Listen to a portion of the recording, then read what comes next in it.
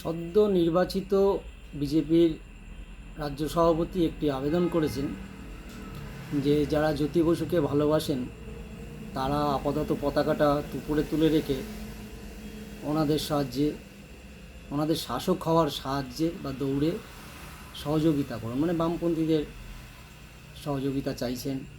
কংগ্রেসদের ক্ষেত্রেও তাই বলেছেন। কংগ্রেসীদের ক্ষেত্রে এটা তথাকথিত একটা কথা আছে, একটা আমাদের সমাজে চলে খুব, সেটা হচ্ছে আগে ডিম না আগে মুরগি। এখানে বিজেপির ক্ষেত্রেও সেটাই হচ্ছে, মানে রাজ্য সভাপতির কথায় সেরকমই একটা আভাস পাওয়া যাচ্ছে যে ওরা সনাতনী হিন্দু ধর্ম আগে, নাকি সেটা যখন ব্যর্থ হচ্ছে, পারছেন না, সনাতনী হিন্দু ধর্মের লোকেদের পুরোপুরি সাড়া পাচ্ছেন না, এখন আবার বলছে আমরা হিন্দু মুসলমান ভাই ভাই, একসঙ্গে ঈদের যাত্রা, দুর্গাপুজোর বিসর্জন একসঙ্গে হবে। কোনোটা দিয়ে কোনো কিছু হচ্ছে না আর কি। আর যখন তারা এই ধরনের তুলে ধরেন আর কি উদাহরণ, তখন এখান থেকে দুটো জিনিস পরিষ্কার হচ্ছে। এক হচ্ছে ওনাদের দ্বারা বর্তমান শাসক দলকে পদদুস্ত করা সম্ভব নয়।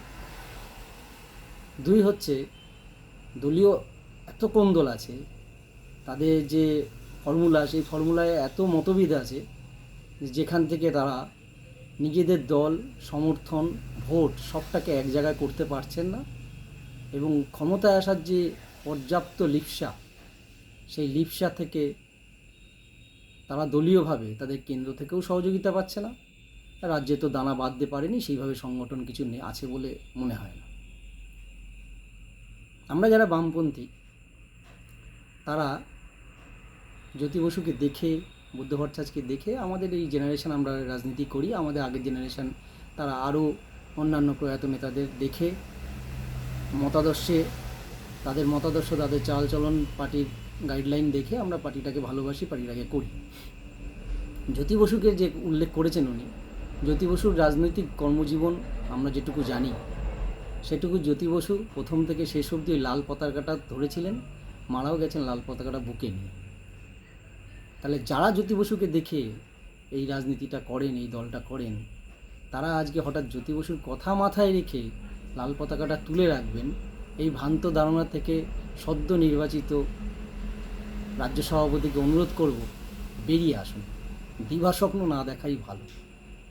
বামপন্থীরা পতাকা তুলে রাখবে আর তারপরে আপনার সাথে পেছন দরজা দিয়ে আপনাকে ভোটে জেতাবে।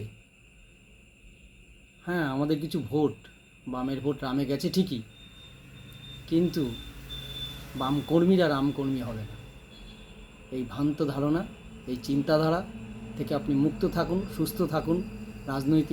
রাজনীতির যে লড়াই, মাঠে ময়দানের লড়াই, সেই লড়াইতে আপনি লড়ুন আপনার দলের হয়ে, কিন্তু বামপন্থীদের পতাকা তুলে জ্যোতি বসুর কথা মাথায় রেখে, আবার জ্যোতি বসুই বলেছিল, আপনি ভুলে গেছেন মনে হয়, অসভ্য বর্বরদের দল কি করে যায় আপনাদের সাথে, তার আদর্শের লোকেরা। ভালো থাকুন, সুস্থ থাকুন।